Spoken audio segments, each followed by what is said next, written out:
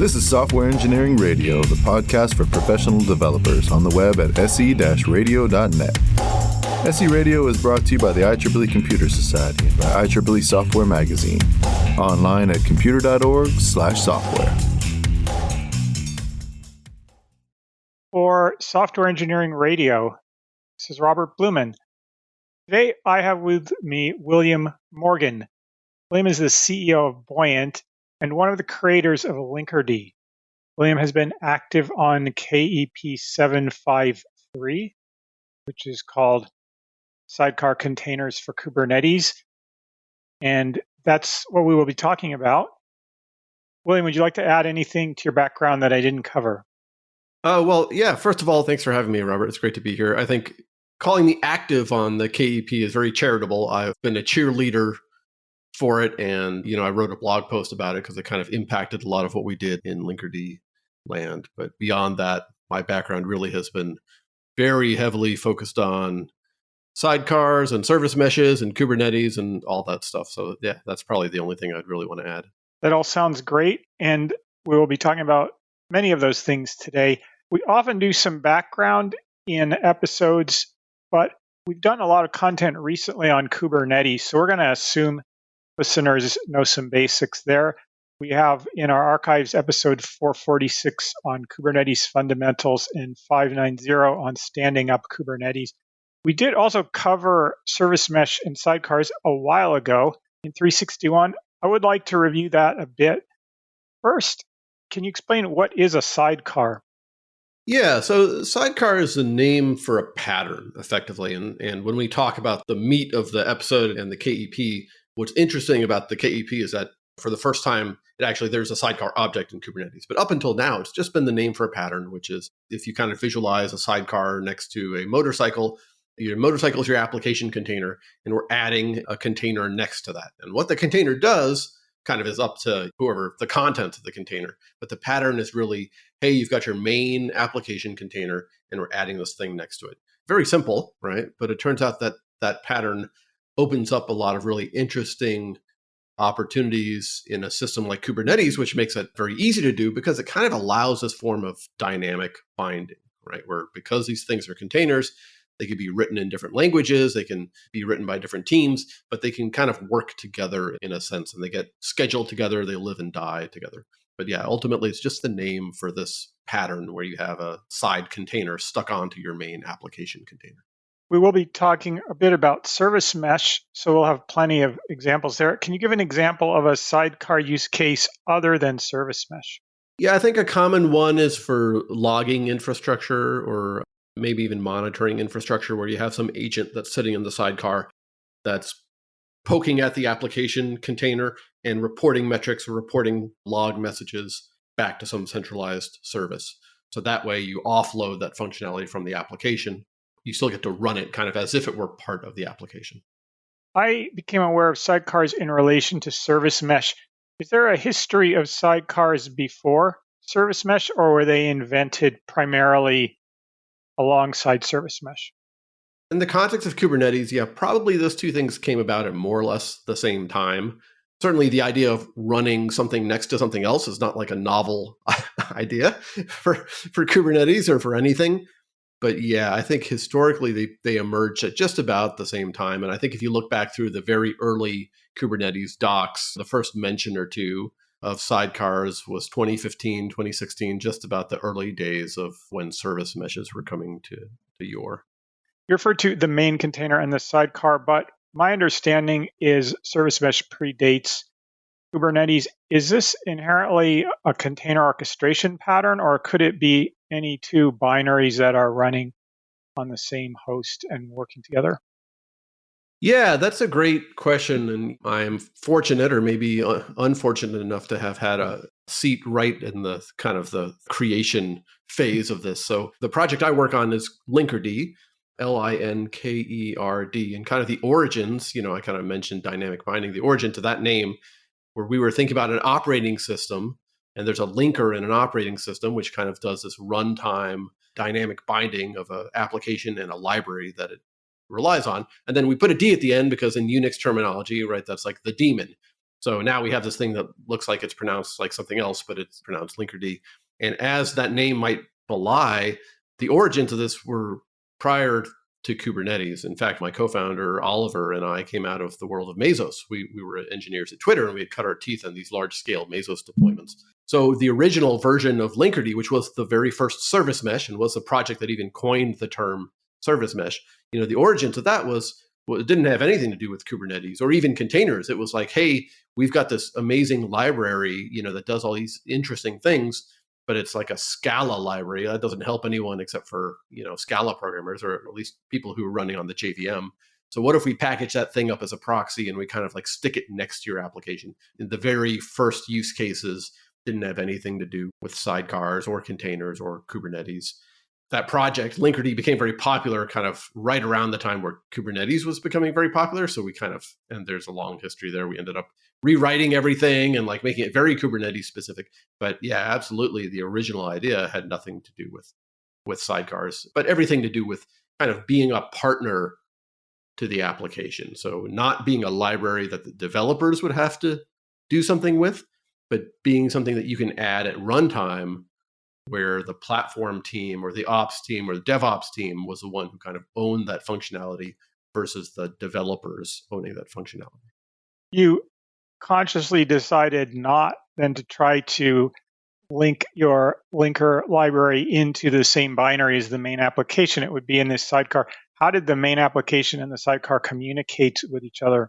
Yeah, so that's the trick. It's like, okay, now you've got these two arbitrary pieces of code and they have to somehow talk to each other. And so we turned to the patterns laid down by our ancestors and the Unix networking stack. So we said, okay, this thing is going to act as a proxy, and you're going to make all of your calls through the proxy. And in fact, the very early versions of this, we literally used the HTTP proxy like environment variable, which most programs respect. It kind of got wired through everything in the late 90s or maybe mid 2000s.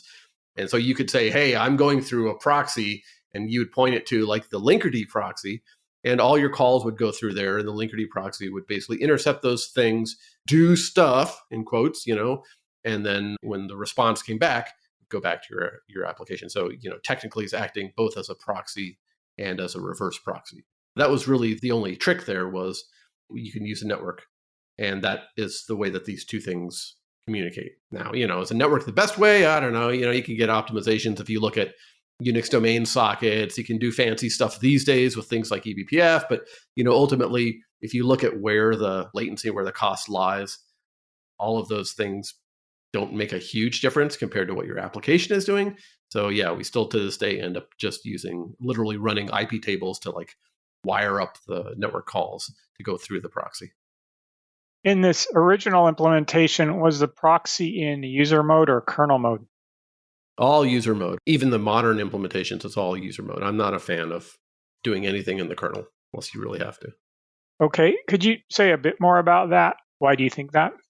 Well, partly this is philosophical, which is the kernel is where scary things happen, right? That's where you have unlimited access to everything. So why would we put ourselves in that path if we can avoid it?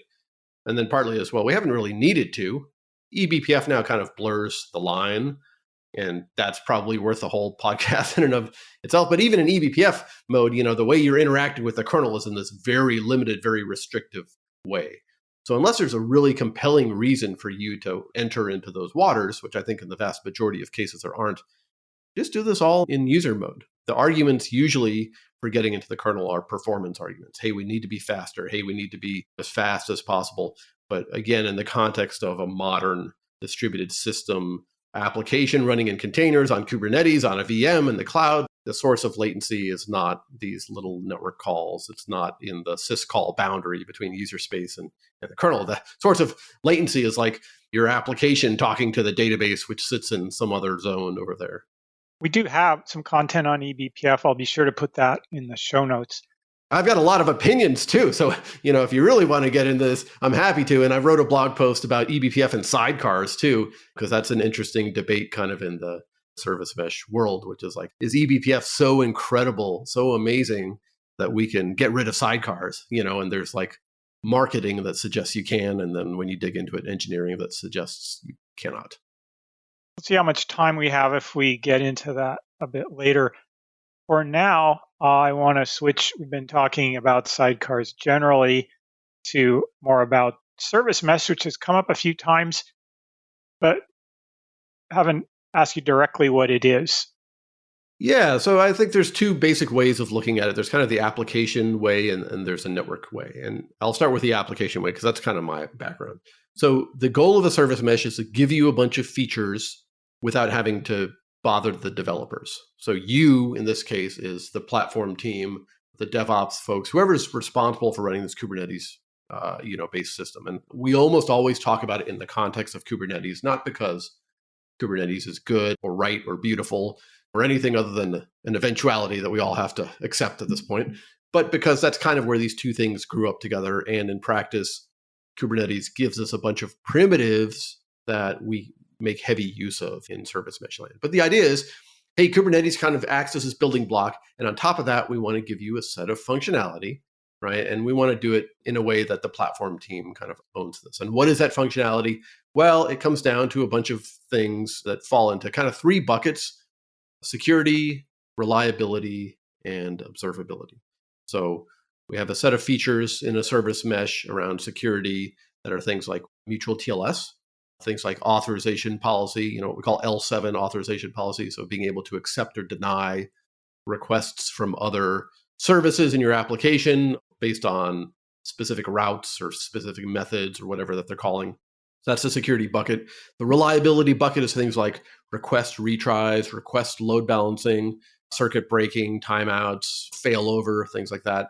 And then the observability bucket typically comes down to providing golden metrics for the application. So providing things like success rates or failure rates, latency histograms, and things like that. And so these are all things that you need, I think, that are basically critical, I think, for running an application at scale.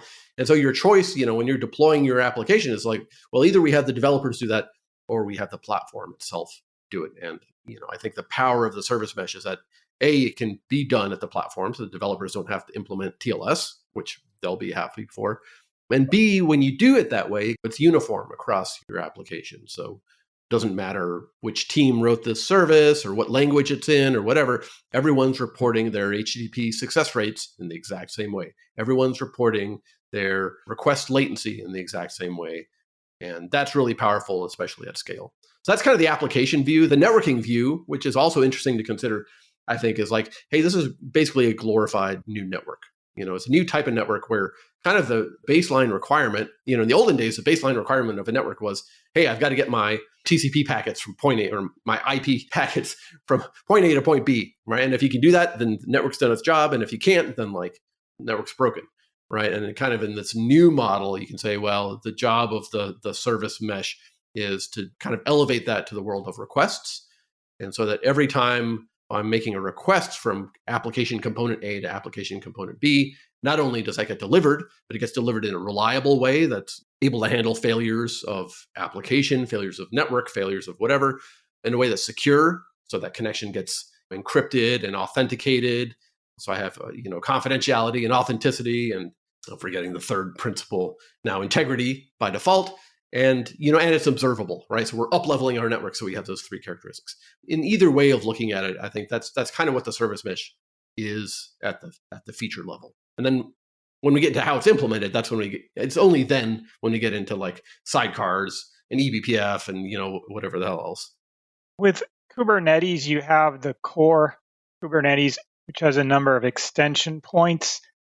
And then there's a huge ecosystem of add-ons that either run as a service inside Kubernetes or they insert themselves within kind of a extension point where they get then incorporated into Kubernetes control plane logic. So to what extent is service mesh, is it a competitor to other attempts to solve the same problems in the Kubernetes ecosystem, or is it still something that's completely got its own domain where there isn't really an alternative?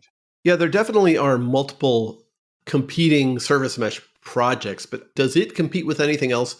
Maybe the closest would be something like NATs or RabbitMQ or kind of like a queuing system, because one of the kind of fundamental assumptions of the more or less fundamental assumption of the service mesh is that your traffic is synchronous HTTP or gRPC calls. And that's where the service mesh is most valuable. Now, there's like a philosophical argument of which is better, and maybe message passing is better, and I've got my opinions. But leaving aside those opinions, when we talk about things like retries and timeouts and circuit breaking and latency histograms, like those are all really centric to HTTP, synchronous HTTP calls. All of the really cool, interesting features of Linkerd, most of them are centered on that. But beyond that, I'd say that's kind of the competitive landscape as I understand it. One thing I'm thinking of is in Kubernetes, there's support for what's called a network policy, where you can control who's able to talk to who, which sounds a lot like a feature of service mesh. Do you have a take on that? That's a great point. So with something like network policy, which is available out of the box on Kubernetes, it even ships with it, you can set things like network policies.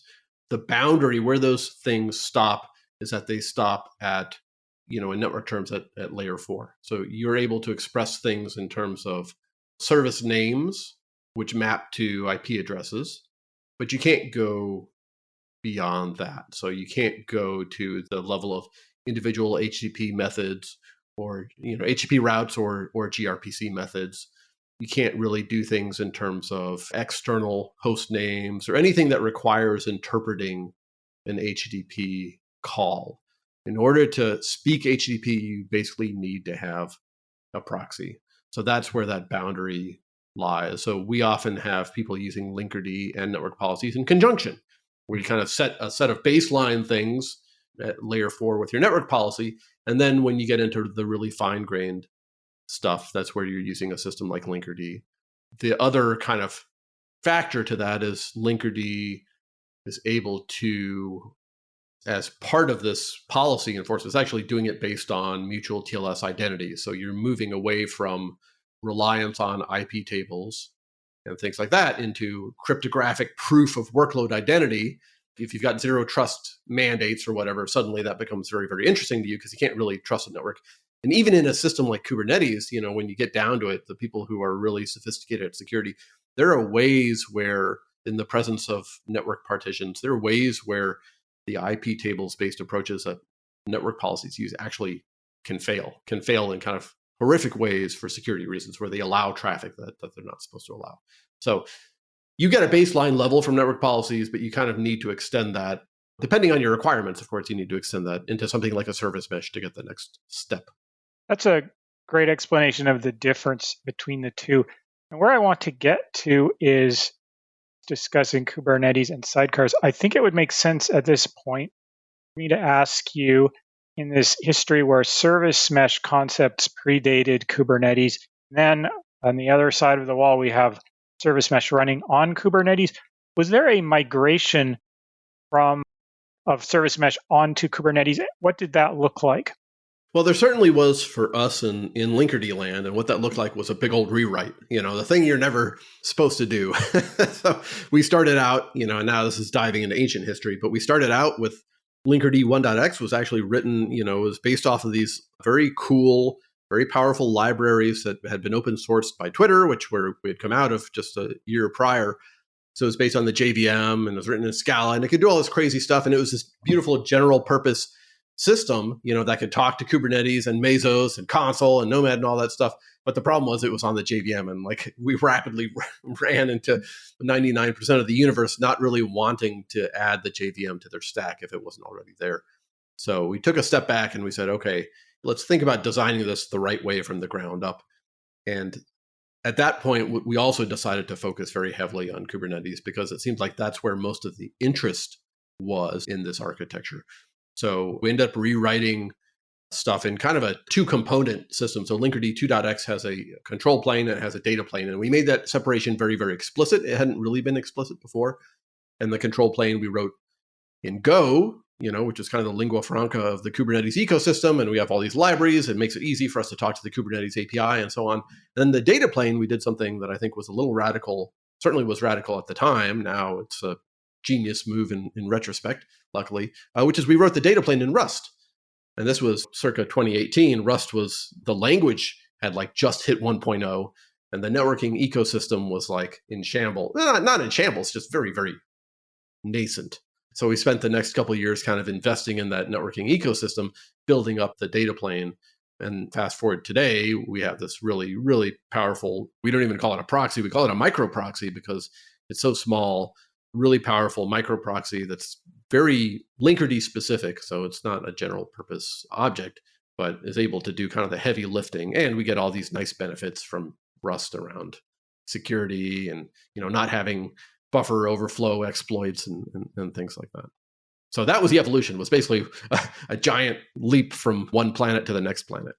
What are the major components of Linkerd that you need to install or run or otherwise provide into Kubernetes in order to have Linkerd service mesh on Kubernetes? It's just a control, it's a control plane and the data plane. And the control plane is like pretty straightforward. It's a bunch of Go processes that sit in a namespace. And the data plane is a little more complex because that's where you actually use the sidecar containers. So the data plane is like the generic term for 0 to a million sidecar proxies that you have sprinkled throughout your stack. And this is where the service mesh gets a little scary, I think, the first time you look at it, because what it comes down to is, hey, you're going to be running 10,000 proxies on your machine, right? And like, if that's the first statement that you hear, you're like, oh boy, that sounds crazy. And then we say, well, but don't worry, each one is in a container. They're really small. They're in Go. They're like 3 megs or something.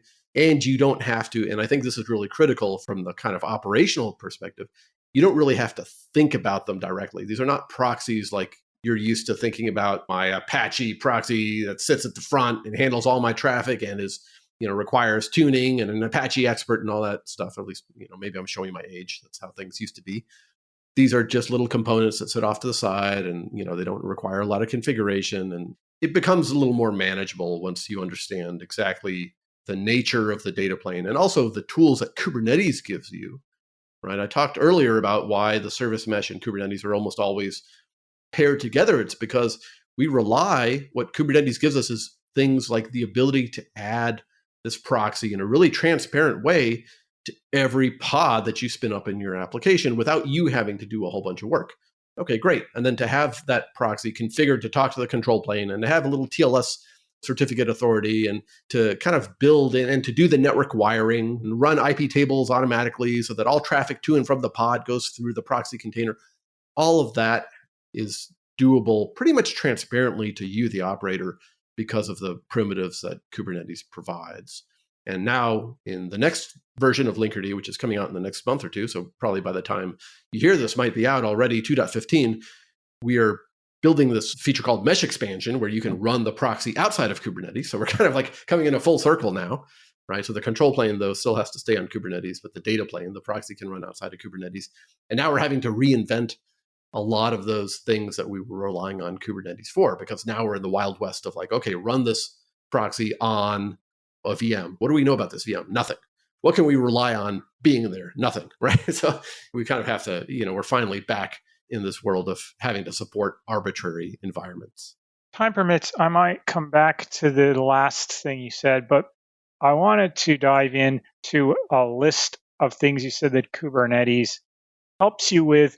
One that stood out was it enables these sidecars or proxies to run on your pods transparently without you having to configure it on each and every pod. What Kubernetes mechanism did you use to make that happen? Yeah, so we use something called with the glorious name of a mutating emission webhook controller, which basically means from the user perspective, you add an annotation that says, hey, I would like this namespace or this workload or whatever, all the pods in this workload or all the pods in this namespace to be enabled with Linkerd. And then when those pods get created, Linkerd is able to insert the YAML block effectively that says, okay, and also add the sidecar container, which contains a proxy. Oh, and also add the init container, which sets up the wiring. Oh, and also do X, Y, and Z. And so there is a component in the control plane that basically responds to these Kubernetes API calls where Kubernetes is saying, hey, I'm spinning up a pod here. Do you want to do something to it? And that component will read, see if that annotation is present. And if so, it'll insert the corresponding manifest to spin up the container and the init container and everything else as part of the pod initialization sequence. So then your perspective as a user is, I just add this annotation and things magically work, right? Which is kind of cool. Yeah, that is cool. And one other thing out of that list that stood out to me was, of course, you need a CA somewhere in there if you're doing MTLS. How does the Linkerd bootstrap the CA and get the certificates to be issued to the sidecars? Yeah, so it's another thing I've got a long and boring blog post about, but in effect, there's a little CA that runs as part of the Linkerd control plane, and we just call it the identity service. And every time a pod starts up, let me see if I can get this right, the pod itself issues at initialization time, it's given the trust anchor. So this basically says, here's a public key of like your trust chain, right? So that's public information and that's static. In the case of Linkerd, that's static for the lifetime of the proxy. So if you need to change that, you've got to restart the proxy. And then the proxy on startup, it says, okay, I'm going to issue a CSR, a certificate signing request. It sends that to the control plane. And the control plane validates that the proxy is who it says it is, and then sends the certificate back. And those certificates, by default, the lifetime is 24 hours. You could make them even smaller if you want. So you rotate those certificates pretty rapidly, which is kind of our approach to handling the risk of like losing a certificate. And the identity in that certificate is the identity provided by the Kubernetes service account. So in Kubernetes, your service account is basically your identity as far as security kind of goes. So out of the box, you get this mutual TLS system that's all set up for you. You don't have to do any of that. And the identity is the workload identity. So you've already moved from like network identity to workload identity. And then every time you make a meshed call, every time you have a call from one pod to another where they both have the Linkerd proxy, that is automatically upgraded to mutual TLS. Both proxies validate the identity on the other side. They apply whatever policy they want based on identity, and then reject or accept the call as necessary. And so that kind of all happens for you without you having to do really any configuration, with one or two asterisks in that statement. In my mind, that's kind of cool.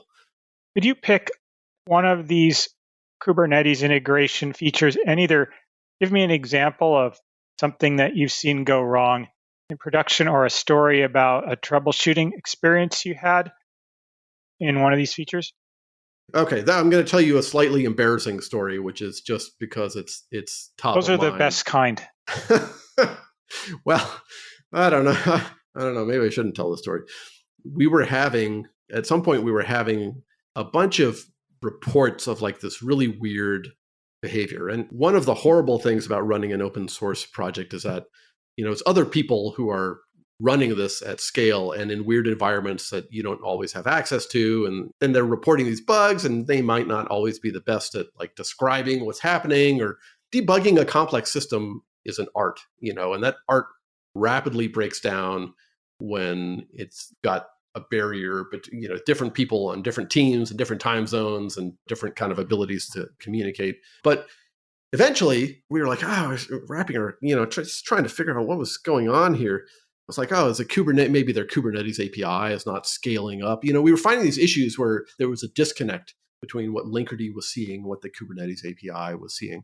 And then finally, after kind of thinking for a while that maybe they just were under provisioning the Kubernetes API, we went back and we combed through all the code, and we realized that in the Linkerd control plane, this is the horrible part, we were using like a default constructor in this one place for the client that talks to the Kubernetes API. And then we read through the docs, and the docs were like, this client by default has a rate limit of like 5 requests per second or something, which is pretty low for us. And so we realized that actually we were rate limiting ourselves in talking to the Kubernetes API unknowingly in this one part of the code. And when we fixed that, magically everything worked.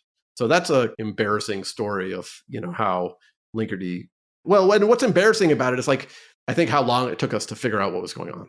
Because you have to start from these very weird descriptions. They manifest in all sorts of crazy, I'm seeing this error message in this one thing, and it says something about HTTP 2 upgrades. And you're like, okay. You have to somehow trace that all the way back to, there's a default rate limit in our in our API client.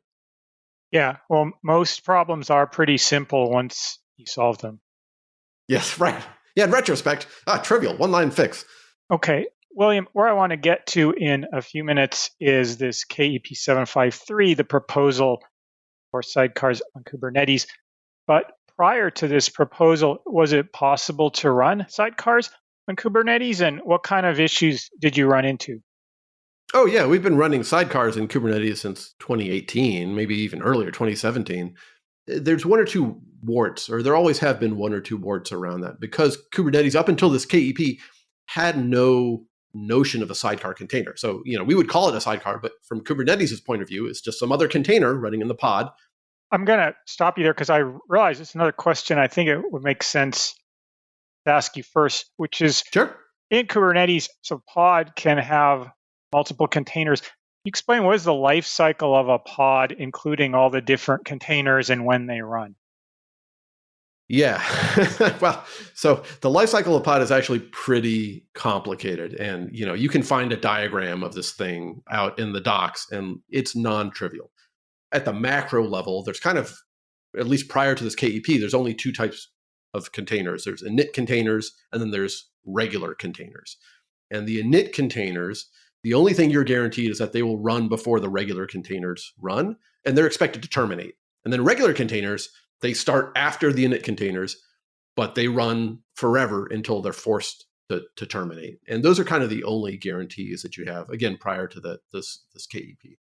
So that's all well and good, although it has a couple implications. One of them is that from Kubernetes' perspective, there's nothing special about the Linkerd sidecar container. It's just one container of the between 1 to infinity containers in the pod, right? And so that all worked fine, except in a couple cases. And this is where you start seeing these little warts. One big wart was around jobs. So jobs are a type of workload in Kubernetes where the regular container terminates at the end. So, it does its work and then it stops, in contrast to a service that's expected to run forever until killed. Well, that was all fine, except the Linkerd sidecar container would keep running, and therefore Kubernetes would never clean up this pod. It would never terminate it. And there was no mechanism in there to clean it up, right? There's no mechanism to signal to the sidecar, to Linkerd, that, hey, this pod's done, shut down and move on. So you had to do these kind of not ideal workarounds where you'd have a tie-in from the application to the proxy, where you'd have to signal it. You'd have to say, hey, I'm done. Now, proxy, you can terminate. So it's not the end of the world, but it's a little gross because now you don't have this really nice isolation between the application container and the proxy. And you could do it in the Docker manifest. You could, and we gave you these utilities that would make it really easy. But still, it was just kind of impure. That was one of the warts prior to this KEP. That's probably the biggest one. Were there any others? There were some other ones around, I think, ordering of init containers. So the way Linkerd works is before the proxy runs, it runs an init container that basically does the IP tables networking. And until that runs, the proxy itself can't run. But there's a race. There were occasionally race conditions where you'd have other things running as init containers that expected the network to be up, or that expected to talk through the proxy. Okay, that was a little gross, and at some point we had to do a hack, and now I'm forgetting the details, where we had the proxy be the first container, so containers, ordinary containers, there's the first one, the second one. It really only matters for what's the default output, but that actually fixed something around a race condition with expecting the proxy to run. And you just had a series of little hacks like that. But when the proxy is the first container, then by default, when you ask Kubernetes for the logs of a pod, it gives you the proxy logs instead of your application logs. Well, okay, so now we have to rewrite all of our commands to talk about the second container, not the first container. It's just a series of little weirdnesses like that. You mentioned you've been following closely, if not contributing to the KEP. I don't know if you can think of it completely fresh, but did you have an idea of how you wish it would work, or how you think it should work in the ideal world? What would Kubernetes have to do to make sidecars work the way they should? I don't think I had a specific implementation in mind. I just had a strong desire to fix some of these warts on behalf of our users. And I'll say I have a lot of appreciation for the fact that this is not a trivial problem. What we're asking, or what the KEP was asking. And part of the reason why this is interesting is because this KEP was kicked off in 2019. So it's been around for a while, and there's been fits and starts. And I think some of the early approaches quickly got very, very complex, right? Because you don't want to have an arbitrary, you've already got this complicated life cycle for pods. Within a pod, you don't want to have some super complicated mechanism for the containers, and you don't want to end up with like an arbitrary directed acyclic graph of like dependencies or whatever in there. So you kind of have to find the right balance there. So no, I didn't have an implementation in mind, but I did have a strong desire. And like I said in the very beginning, my involvement in this KEP is just cheerleading from the side. I didn't solve any problems. I didn't do any hard work. I just like clapped my hands and wrote a blog post at the end. We've mentioned KEP a bunch of times. Do you have knowledge of, first, what does KEP stand for? Stands for Kubernetes Enhancement Proposal. Do you have knowledge of how these KEPs, what is the life cycle of a KEP? I'm definitely not the best person to ask for that. You propose them, a bunch of complicated stuff happens, a bunch of really smart people, get involved. And then at the end, code gets written or not. That's my knowledge of the life cycle. Fair enough. Let's talk then about KEP 753. What is the title or the main fraction of that KEP? It's known anecdotally, I think, as a sidecar KEP, and I think the official title is like sidecar containers or something, very terse like that. But yeah, it was kicked off in January of 2019. So gosh, almost 5 years ago, with the idea being that, hey, there are all these systems that have sidecars, but they have these warts around jobs and whatever else. And so Kubernetes should do a better job of supporting that, especially since in the Kubernetes docs themselves, it says, and sidecar containers are like a cool pattern you can use with Kubernetes. So the next 5 years were kind of like, if you read through the history, a series of fits and starts of people trying to figure out, okay, how do we tackle this in a way that doesn't totally blow up into an arbitrary container lifecycle management system? What are the changes contained in 753? Yeah, so at the kind of the final resolution here was that we do have a type of sidecar container, right? We now have, for the first time, Kubernetes, a Kubernetes object that says sidecar. Well, it doesn't actually say sidecar in it, but it is it's almost like a background container mode for init containers. So what this KEP introduces is a flag that you can set on an init container that's, and the flag is like a little obtuse, but it makes sense once you understand the details. It's like restart policy always, right? And if you set that flag on there, that init container is now basically a sidecar container. And what you're guaranteed is, because it's an init container, it starts before all your regular containers, just like before, but it now terminates after all the ordinary containers terminate. So that's a new feature, right? So if you're a job and your regular container terminates because the job's done, you are now guaranteed that your sidecar container will terminate as well.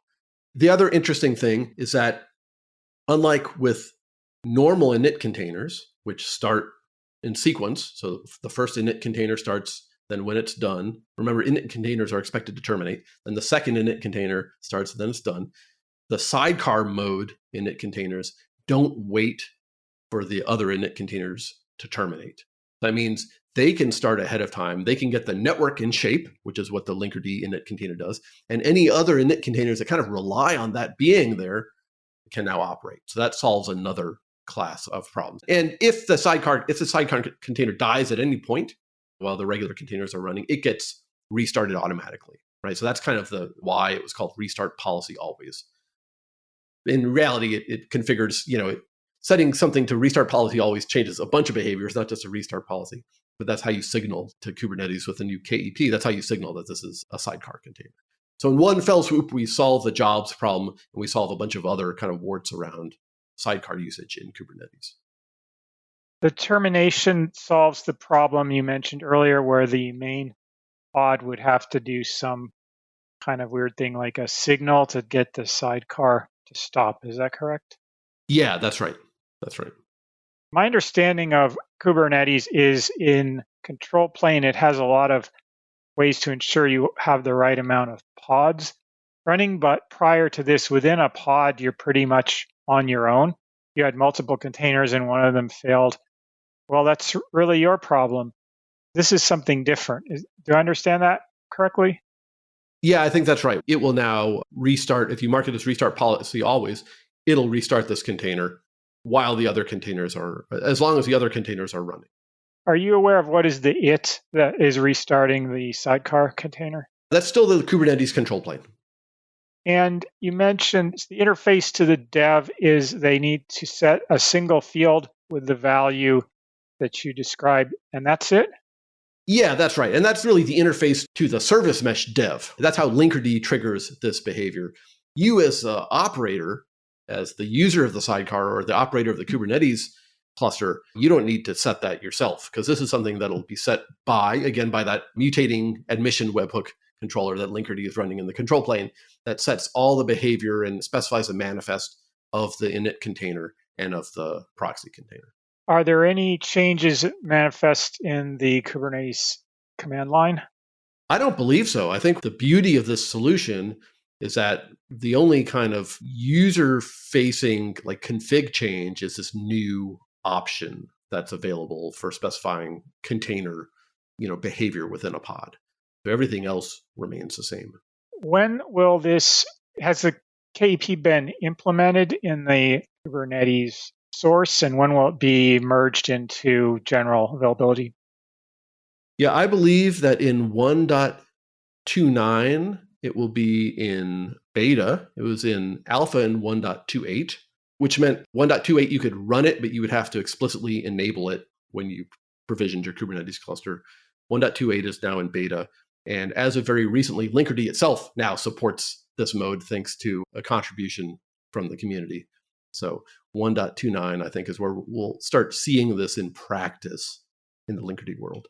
Was the main driver for this KP coming from the service mesh community, or are there other developers who have been wanting to have a sidecar type functionality in Kubernetes? That's a great question. My sense, I may not be comprehensive. I may not have a comprehensive view, but my sense is the people who suffered the most, and I use suffering in like the loosest sense possible, given real world events that are happening out there. People who suffered from not having this were service mesh users, because that's, I think, the heaviest use of sidecars. And that's also the one where we really push the boundaries of sidecar containers. Is there anything in these various threads that we've covered that you wanted to add on that we haven't discussed? I think the only thing, if I were to summarize this, I think from my, and I can give my perspective as a Linkerd, not even maintainer at this point. Maybe I maintain the README file, right? Like Linkerd proponent, which is, I think, in my mind, one of the most powerful things that Kubernetes has brought to the table is this sidecar model. I think it's a really, really effective way of, in practice, giving two teams that kind of have a different set of priorities. It's the platform owner team and the developer team, the ability to merge their functionality without incurring kind of unnecessary dependencies. So we've had these warts for a while, and it's awesome to see them get ironed out. And when I think about the future of Linkerd, everything about the sidecar model still really resonates with us. There's other options out there today, but when you look at kind of the solution space and kind of the implications for security, as well as operations, as well as visibility, it all keeps coming back to sidecars. So I guess I'll just say I'm happy we can remove some of these warts and continue down this really, really powerful model that has been so effective for so many Linkerd adopters out there. We will link in the show notes to as many blog posts as you'd like that we've talked about during the hour. Before we wrap up, where can people find you? Yeah, so you can always find me on slack.linkerd.io. Come join me there and say hi. Or you can always find me at buoyant.io. That's Buoyant. That's a company behind Linkerd. We build an enterprise version. We invest heavily in the open source. We've got all sorts of really cool stuff that we're doing on top of Linkerd. So please come say hi. Tell me that you found me through Software Engineering Radio. Yeah, I would love to talk to anyone who's interested. William, thank you very much for speaking to Software Engineering Radio. Thanks for having me, Robert. It was great to be here. This has been Robert Blumen for Software Engineering Radio. Thank you for listening. Thanks for listening to SE Radio, an educational program brought to you by IEEE Software Magazine.